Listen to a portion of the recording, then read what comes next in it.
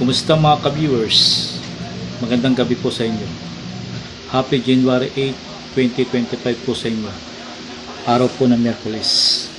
Mga ka-viewers, dagdag kaalaman lang po para po sa cellphone troubleshoot. Panoorin nyo guys kung paano natin siya na-solve. Yan guys yung ating cellphone na nagkaroon ng problema. Ngayon saksak na natin guys. At napanood ko lang po ito sa YouTube kaya nasolve ko itong problema. Ngayon chinarge na po natin guys. Akala mo okay yan. Akala mo okay lang yan, pero may lalabas yan na magpapatigil para di siya mag-charge. Ayan na guys, lalabas na yung letra.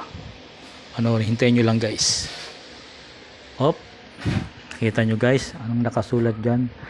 Unable to service or after self-service. Ngayon di na siya magcha-charge. Ngayon solve natin guys kung paano. Ngayon guys, ang una nating tatanggalin yung lagayan niya ng SIM card. Pagkatanggal, tsaka na natin siya tungkabin. Dahan-dahan lang guys. Tapos pag natungkab na natin siya, yan na guys, tindiinan nyo lang po guys yung connection niya na pinagkakabitan ng battery. Kasi lumuluwag po siya lalo pag nabagsak. Ngayon guys, testing na natin. Yun lang po gagawin nyo, napakasimple. Nakita nyo guys, wala na lumalabas. Ganyan lang guys ang gagawin ninyo. Diindiinan nyo lang po sa may battery, yung mga connection nya. Kasi naglulus lang po siya. Malaking bagay po ito sa mga nagtitipid. Pero kung di nyo po alam gagawin nyo, mas maganda ipagawa nyo na sa mga technician. Pero sa mga nakakaalam at gustong subukan, gano'n lang gagawin nyo. Nakakatipid po tayo. Okay na guys. Ngayon guys, ibalik na natin siya sa dati niyang kalagayan. Salpak na natin to guys. Babalik na natin yung ating pati yung lagay ng SIM card. Yung lagay ng salpak SIM na card, rin natin. salpak na natin guys. Ngayong pagkasalpak, testing muli natin. Mga ka-viewers, mga followers. Ngayon nakita nyo guys, medyo patatagalin natin ito. Hintayin talaga natin lumabas yung yung self-service, yung nakasulat para hindi siya mag-charge. Yan guys, napapansin nyo naman wala nang lumalabas.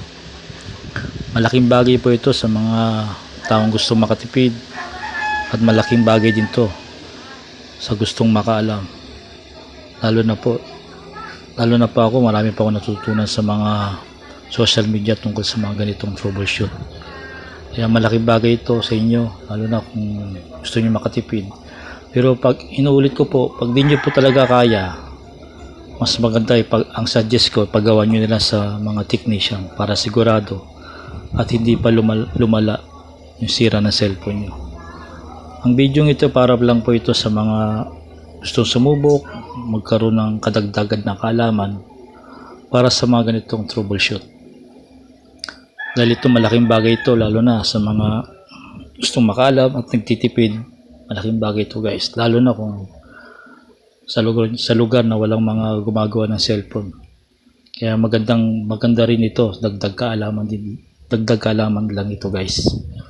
Kita nyo guys, medyo ilang segundo na tayo, wala na lumalabas. Ibig sabihin okay na guys, okay na itong napanood natin. Ibig sabihin legit yung turo, yung napanood nating tips para sa mga troubleshoot sa mga cellphone. Yan guys, diba ang galing? Laking bagay ito guys sa mga para makadagdag kaalaman din sa atin, diba?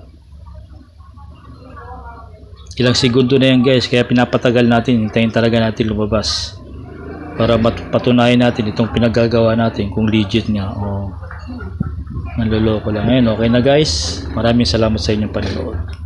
Thank you for watching. Just click here, like, comment, and share. Thank you.